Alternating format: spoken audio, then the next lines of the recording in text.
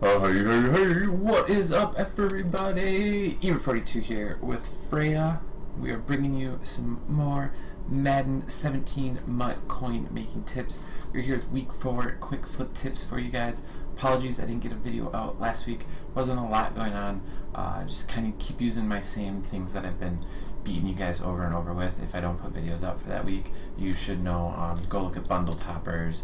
Go see what if there's any promos out, if you can do anything in that, stuff like that. But speaking of promos, we have a new promo out. There's a great opportunity to make coins off of this.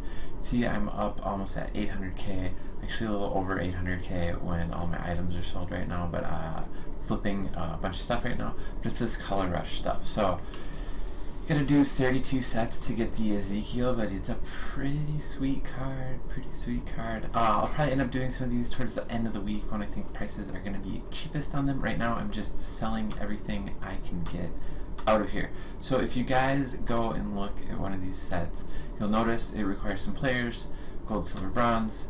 It requires, you know, essentially what we're looking at these as like wild card. Collectibles, gold, color rush. We're going to the auction house right now. We can see, you see a couple of these for 4K, but they're up at 4.4 pretty quick. A lot of these 4.4s will sell. If you sit here and watch them, you'll notice these selling. Yesterday these were selling at 4.9. Most of the day they were up at 5.4 for a little while, around 6 in the evening. I was talking to Hold Fast Hope from Twitch about doing this a little bit then, and we both sold some for 5.4. But I sold like 100 of these yesterday. I flipped 100 of these. What you can actually do in order to make some coins off these is head on over to the auction house. We are going to filter by collectibles, and then we're going to filter. I use gold, but you don't have to use gold. You're going to add in program color rush. So again, we're going to get this same sort pattern that you see here. We are looking at posting for 4.4, so using my 80% equation that I talked to you guys about a ton. We're looking at buying these for 3.5k or cheaper. We're only making about 500 per if we flip them that way. However, we do that at times 20, and that's 10k. So what we want to do is we want to search for teams. So let's say we want to search for Vikings. I'm just going to search IK for Vikings.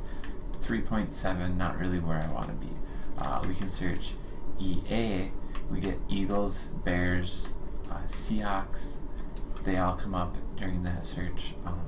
So again, we're just searching down in the auction house to make sure that we can see more items than other people can. Buy anything we can at 3.5. Relist it at 4.4. I have a bunch of these up right now already. Here's a 3.4. Bam. Eagles. I haven't sold any of these yet today. I just got home from work. I'm trying to get this video out to you guys as quick as I can. Yesterday I was pretty busy. I did have a little bit of time here and there to get on and do 20 of these. I did that like 5 times throughout the day after the promo hit. Like I said, I made a decent amount of coins off of that. We can search ED for Redskins. See, there's quite a few cheap Redskins items up here. Probably not going to be anymore, but you guys will figure out what teams you can search for. CH is a pretty good search. You get Chargers and Chiefs. You want to search down to like two teams. One team searches will get you the cheapest items most of the time, like this. You'll find these 3.4s and stuff like that. You're gonna see a lot more items, but sometimes seeing 2 or 3 teams can expedite the process by letting you pick up more and more cheaper. Reached my limit, which is good because I almost posted that for 3.5, which is what I bought it for. But again, if we go to time remaining and we reverse sort this, you can see I can see 23. This is 24 hours worth of Redskins posts. Auction house will only show you 200 auctions, I believe, and it only shows you the ones that are expiring the quickest. So if we get rid of this search, bam, and then we reverse sort on time again, we only see 14 minutes worth of auctions if we are looking for these just as a wild card method, which is what a lot of people do when they buy stuff. So anyway, we can hack the auction house, as I like to call it. So you have 20 of these posted at 4.4, I can assure you the vast majority of these will sell, and I'm going to make some more coins off of this. So there's some fire quick flip tips for the Color Rush promo that is out. I have a couple more tips for you guys for week 4, so stick around. So my second tip for you guys for week 4 has to do with both the hero cards and the Color Rush sets. And basically is that it's a really good time to flip base silvers and base golds once again. So if we go look for any of these, it's not going to give me the sorts I want looking for that. If we go look for gold Seahawks players, they are going for a ton in the auction house. Same thing for silvers on a lot of these teams. These have spiked. They're in demand for the promo right now. Some people are going to be starting to do the hero sets because they're worried about them expiring as we're reaching the later half of the month here. But anyway, iGreenTreeFrog put out a great video on how to sort for all players, quality silver, and then sort by teams, and to find some snipes that way, and to make some coins flipping those. So I'm going to add a little addendum pro tip to iGreenTreeFrog's video. There'll be a link for his video below. Basically, like I said, he talks about the sorts you see on the screen, and then just flipping around to different teams, finding snipes this way to make a decent amount of coins, just flipping some silver players, which is a great way to do it. But he also talks about doing this for gold players. However, if you go up into the gold player range, you're going to get a lot more items being posted.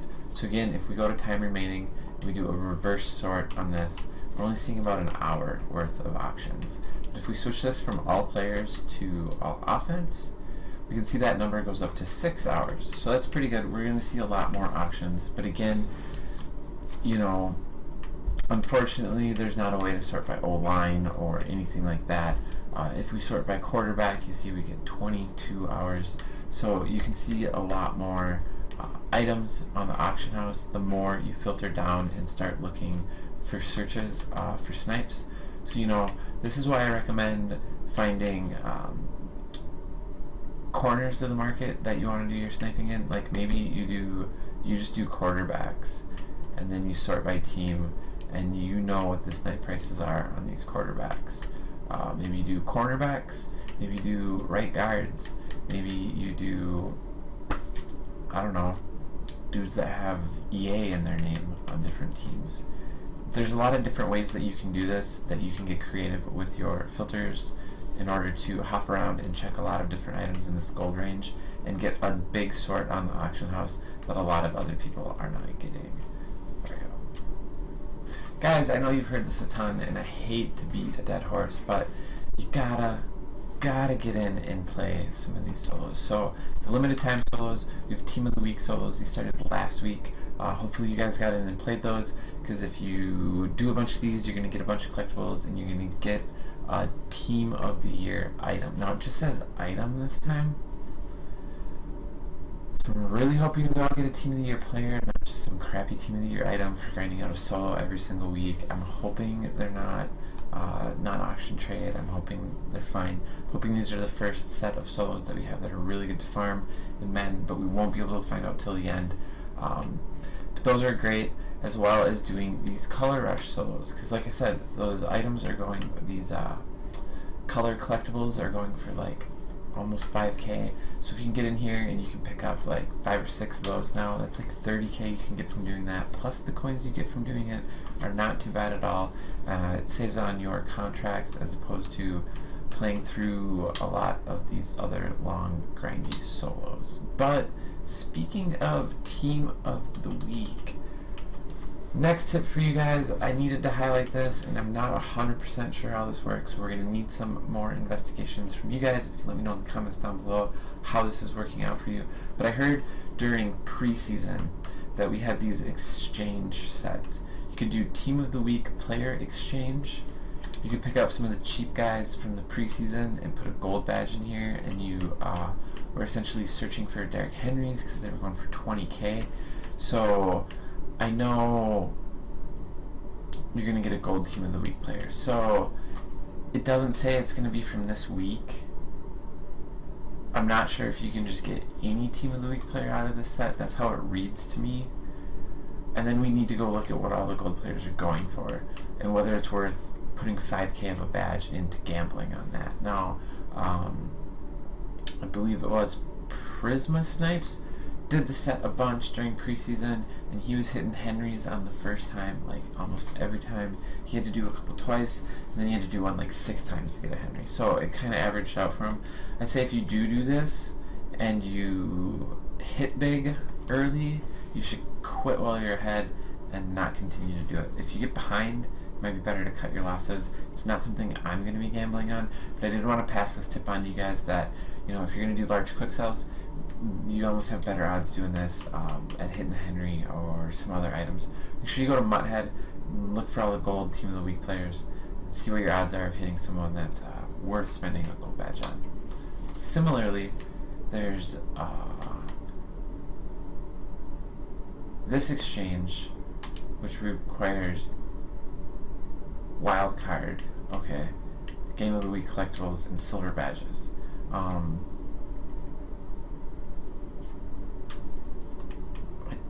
Don't think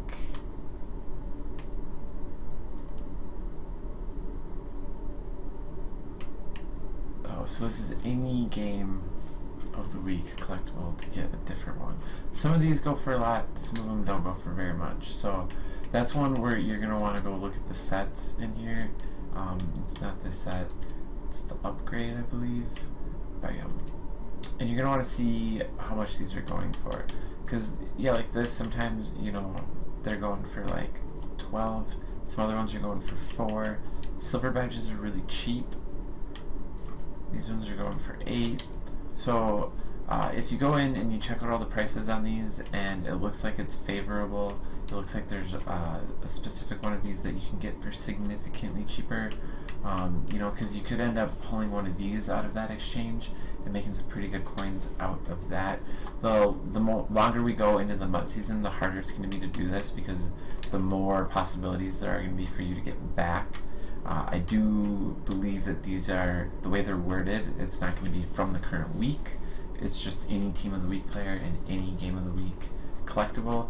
You know, but so then even if we go back here and we look at these should probably be holding some decent value as well. So, you know, they're still at 8K. These ones are still at 8, 10. You know, they have decent value because you can swap them into the 30K ones for the current week. So there's some kind of more gambly ways that you guys can try to make some coins off of MUT. And I really don't like to recommend methods that are not 100% surefire, but I know some people that did make some coins off of these methods, so I wanted to get the opportunity to do this passed along to you guys in case it's something that you're interested in.